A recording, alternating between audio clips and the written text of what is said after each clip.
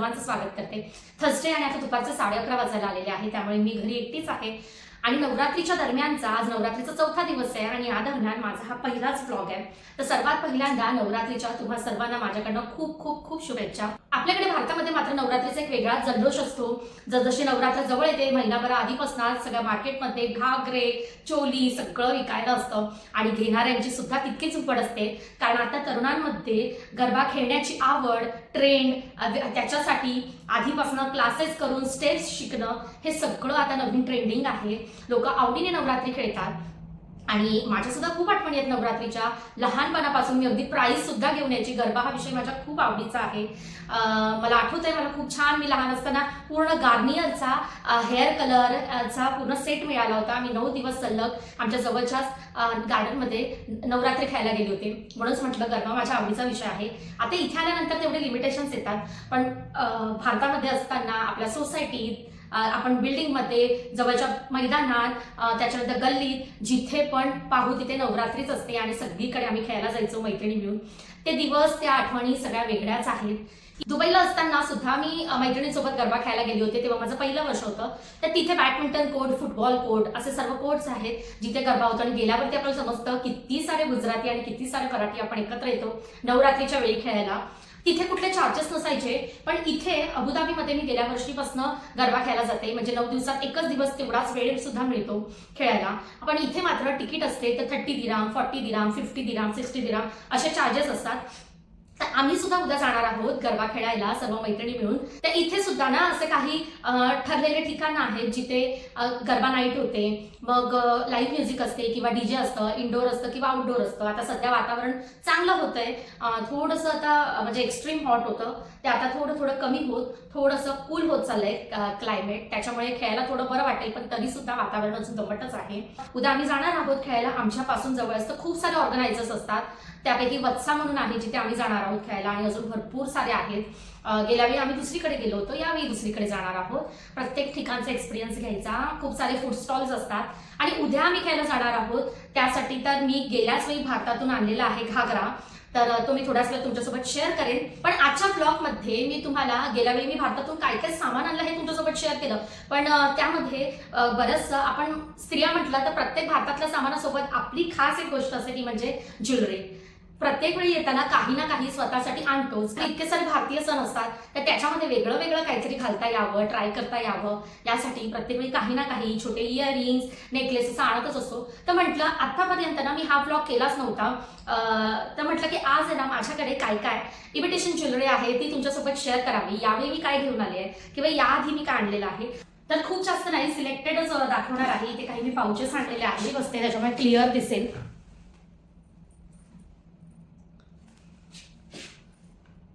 तर असा green and pink colour मध्ये आहे स्टोन आणि त्याचे इयरिंग सुद्धा आहेत। हे इयरिंग्स आहेत त्याचे सिमिलर टू पेंडंट, तर ते ना इथे तिथे मिसप्लेस होऊ नये त्याच्यामुळे मी असे ना लावून ठेवते त्याच्या हुकमध्येच, त्याचे जे रिंग्स असतात ना त्याच्यामध्येच त्याचे इयरिंग सुद्धा लावून ठेवलेत।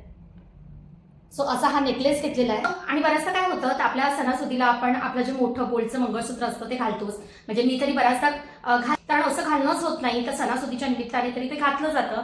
आणि इथे येताना आहे ना आपण काय आपले सर्वच गोल्डचे ऑर्नामेंट्स कॅरी करू शकत नाही, सिलेक्टेड मंगळसूत्र, एखादं गोल्डची बँगल वगैरे असं आणतो, मग बाकी सर्वांना तिथेच भारतातच असतं। तर मग काय मी सुद्धा आहे ना माझे जे काही नेकलेस वगैरे ते असं कॅरी केलेलं नाहीये, तर मग कधी असं होतं की मग त्या लॉंग मंगळसूत्रासोबत काहीतरी घालता यावं छोटं असं, तर असा मी हा चैन नेकलेस आणलेला आहे यावेळी येताना।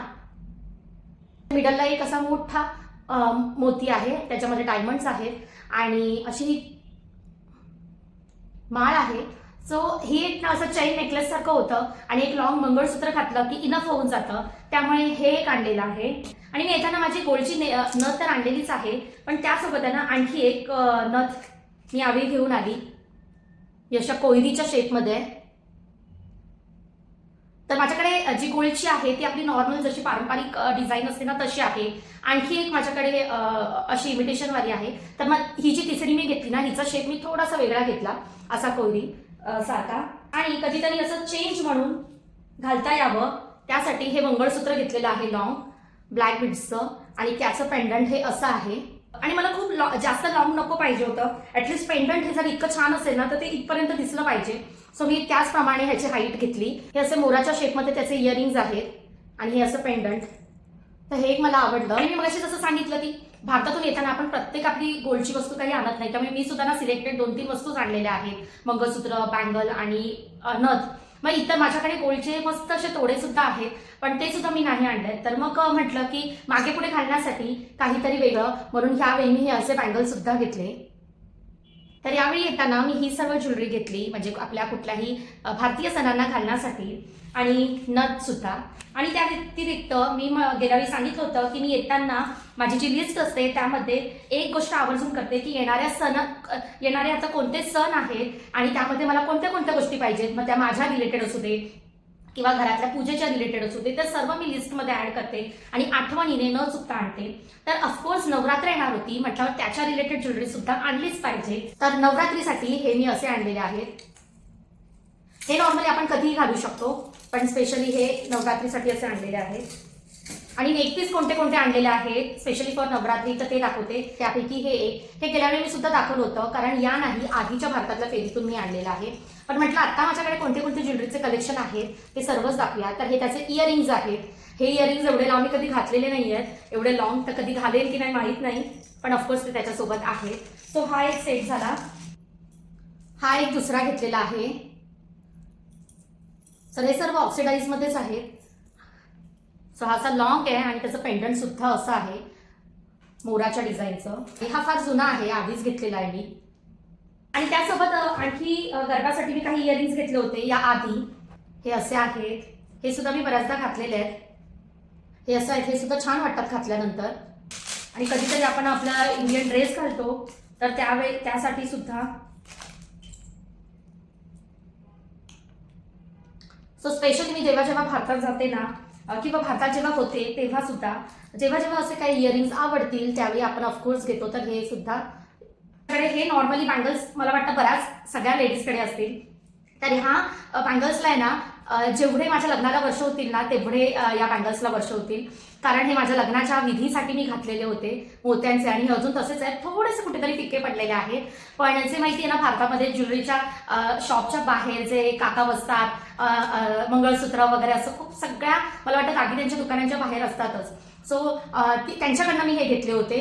तर खूप जुने आहेत हे. आणि मी जेव्हा भारतातून आता माझी एक सोन्याची जोड आणली ना बांगड्यांची, त्याच्यासोबत मी हे आणले होते. आणि यावेळी मग मी हे आणखी एक जोड घेतली.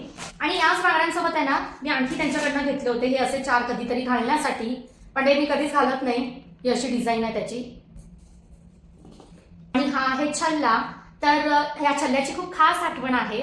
या छल्ल्याला सुद्धा माझ्या लग्नाला जितके वर्ष होतील ना, म्हणजे 7 वर्ष तेवढे या छल्ल्याला झालेले आहेत आणि अगदी जसाच्या तसा आहे. तर माझ्या लग्नाच्या आधी सर्व आपण लग्नाची जी खरेदी करतो ना तेव्हा हे घेतलं होतं. आणि ह्याचा असा मोठा असा नेकलेस सुद्धा आहे, खूप छान आहे, थोडासा हेवी आहे. आणि त्याचं पेंडंट सुद्धा ना हे असंच आहे. आणि माझ्या एंगेजमेंटला मी घातला होता तो सेट. तो नेकपीस मी काही आणलेला नाहीये नेकलेस, कारण तो खूप लॉंग आणि मोठा आहे त्यामुळे. आणि इथे एवढं घालणं सुद्धा होणार नाही. आणि तुम्ही बघाल ना तर तुम्हाला सुद्धा आवडेल, इतका मस्त छल्ला आहे. गोल्डच्या छल्ल्याला मागे पाडेल इतका सुंदर डिझाईन मिळाला होता. आणि या छल्ल्याची ना खूप छान आठवण सुद्धा आहे. ज्यावेळी लग्नाची खरेदी चालू असते ना आपली सर्व, तर त्यावेळी आम्ही 3 मैत्रिणी मिळून खरेदी करायचो. या आधी भारताच्या ब्लॉगमध्ये तुम्ही पाहिलंच असेल, अपर्णा आणि पूजा माझ्या 2 मैत्रिणी आहेत. तिघींनी 3 छल्ले घेतले आणि आम्ही आहेर म्हणून आहे ना प्रत्येकीने एकमेकींना तेच दिलेलं आहे. म्हटलं की उपयोगी वस्तू आहे, आता आपली लग्न आहेत तर मग ते जर आपण एकमेकींना आहेर म्हणून दिलं ना तर उपयोगी पडेल. त्यामुळे मग छल्ले दिले. ऑफकोर्स आपण आहेर वेगळा देतोच, पण त्यासोबतच आम्ही एकमेकींना हे छल्ले घेतले होते. मग हा छल्ला तर मी मैत्रिणींसोबत असताना खरेदी केला, पण काही दिवसांनी माझ्या लग्नाचे दिवस जसे जवळ आले तसे इतर सर्व खरेदी करताना बऱ्याचदा तर मंदार सुद्धा सोबत असायचे. तर मी पुन्हा गेले एंगेजमेंटसाठी मस्त असा सेट पाहण्यासाठी. आणि मला बरोबर सिमिलर पेंडंट असलेला एक मस्त नेकलेस मिळाला ज्याचे हे झुमके आहेत. तर तो जो नेकलेस आहे ना तो खूप मोठा आहे, हेवी आहे आणि तो इतकं कधी इथे घालणं सुद्धा होणार नाही, त्यामुळे मी तो नाही आणला. पण त्याच्यावरचे हे झुमके आणलेले आहेत. आणि बरोबर हा जो छल्ला आधी घेतला होता ना तसा सिमिलर मला नेकलेस सुद्धा मिळाला. आणि आज 7 वर्ष झाले तरी सुद्धा ह्याची पॉलिश तशीच्या तशी आहे. हा मी मलाडवरून घेतला होता, जे ज्वेलरी मार्केट आहे ना तिथून. तर आणि त्याच्यासोबत 2 बाजूबन मी घेतले होते.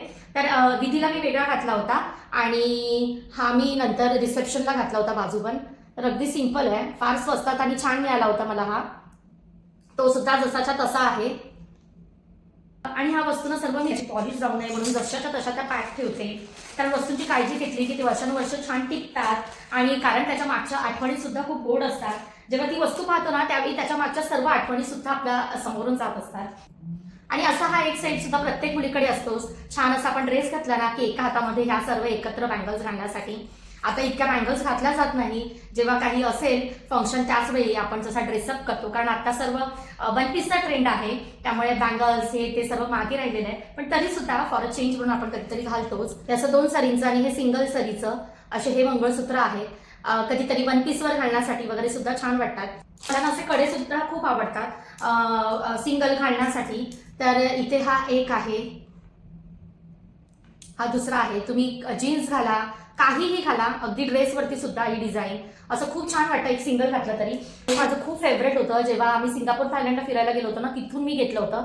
आणखी माझ्या फॅमिली रिलेटिव्हसाठी मी सुद्धा घेतलं होतं. ड्रेसवर इतकं मस्त जायचं नाही, पण आता ना ठेवून आहे ना त्याचा कलर फेड झालाय. हा एक सुद्धा आहे, पण यातला ना एक डायमंड निघालेला आहे. भारतात असतानाच मी हा घेतला होता. त्याचं सुद्धा ना कोटिंग खूप छान आहे. आणि हा तर नॉर्मल अगदी सिंपल कधीतरी घालण्यासाठी. पुन्हा हे असे काही ब्रेसलेट्स आहेत, खूप शाईन आहे. जस्ट हे असं मॅग्नेट आहे, घातल्यावर ते फिट करण्यासाठी.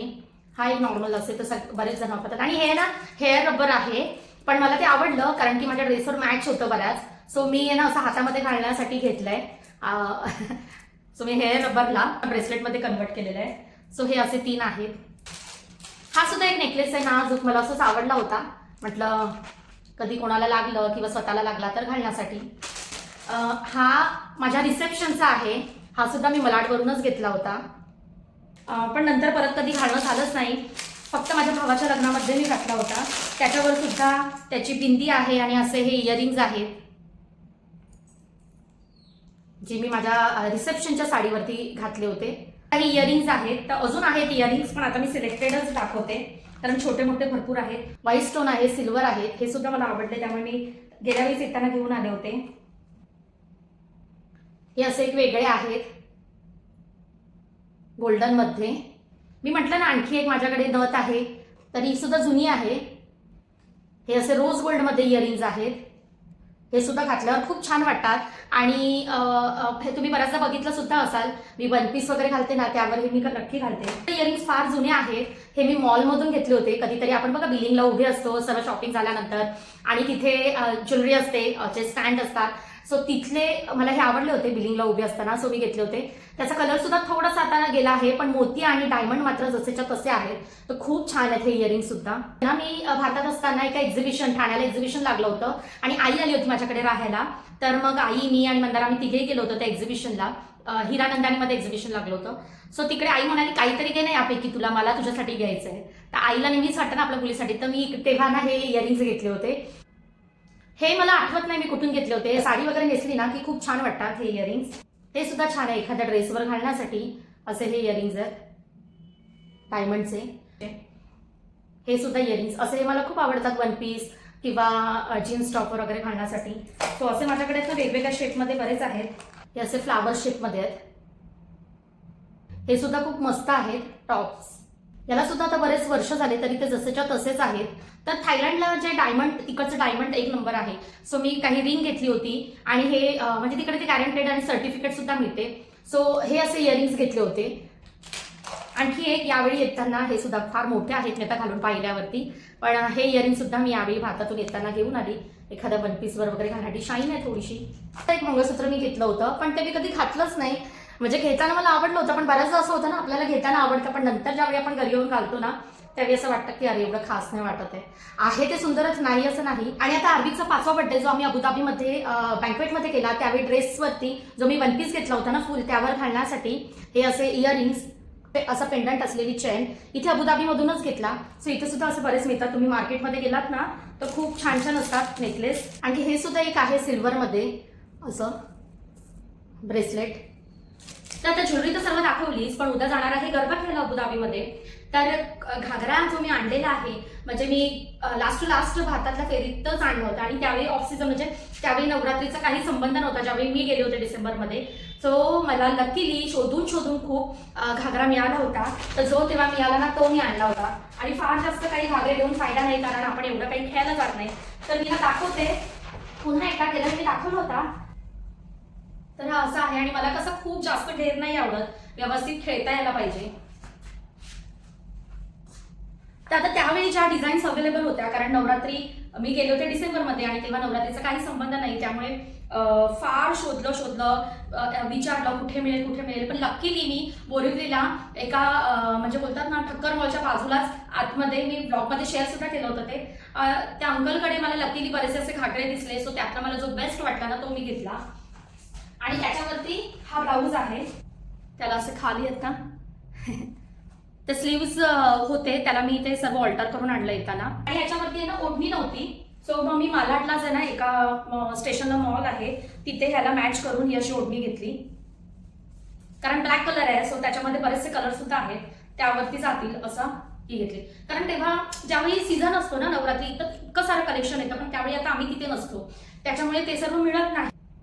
आता नवरात्रीच्या सीझनमध्ये इतक्या मस्त मस्त सुंदर ओढण्या येतात पण आता त्यावेळी जेव्हा आपण शोधत असतो जिथे जे बेस्ट वाटतं ते आपल्याला घ्यावं लागतं नाहीतर ते सुद्धा मिळणार नाही असं होतं. इथे सुद्धा ना बरेच जण सेलसाठी आणतात म्हणजे नवरात्री म्हणजे प्रत्येक सणाच्या रिलेटेड वस्तू आणतात पण मी तेच म्हणते हा जर आपण तिथे 1,500ला घेतलेला आहे ना तर तो इथे तुम्हाला 3, 3.5, 4,000ला त्याची कॉस्ट जाणार. तर असं आहे त्याच्यामुळे आणि इथे काही एवढे ऑप्शन्स नाही बघायला मिळत जे सिलेक्टेड ऑप्शन असतात त्यातनं आपल्याला सिलेक्ट करून घ्यायचा असतो. सो त्यापेक्षा बेटर आहे आपल्याला पॉसिबल असेल तर तिथूनच घेऊन यायचं.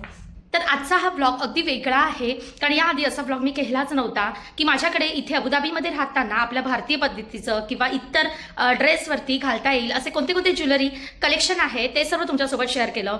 मग अगदी आपल्या भारतीय सणासुदीला घालता येण्यासारख्या त्याच्यानंतर गरब्याला घालता येण्यासारख्या म्हणजे ऑक्सिडाईजमध्ये किंवा इयरिंग्समध्ये असं सिलेक्टेड काही ज्वेलरी कलेक्शन तुमच्यासोबत शेअर केलं. तर आय होप सर्व डिझाईन्स तुम्हाला आवडले असतील. माझ्याकडे फार जास्त नाही आहेत पण जितकं आहे तितकं मी तुमच्यासोबत शेअर केलं. आणि आता हे सर्व आहे ना दाखवण्यासाठी मी एका साडीवरती छान हे केलं म्हणजे व्यवस्थित उठून दिसतील आणि आता सर्व ठेवायचं आहे कारण आता थोड्याच वेळ आधीची यायची वेळ होईल.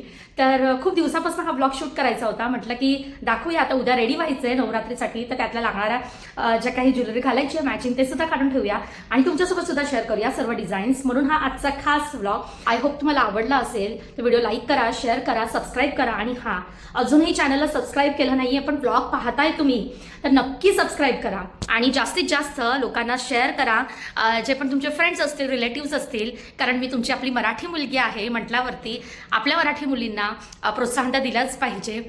जर माझे ब्लॉग्स आवडत असतील तर नक्की रिलेटिव्स फ्रेंड्समध्ये शेअर करा लाईक करा आठवणीने ब्लॉग आवडतोय तर आणि ऑफकोर्स दाखवलेल्या वस्तू जर आवडत आहेत तर कमेंट तर केलीच पाहिजे. So it's my humble request की नक्की लाईक शेअर सबस्क्राईब करा. सो पुन्हा भेटू नवीन ब्लॉगमध्ये एका नवीन कंटेंटसोबत.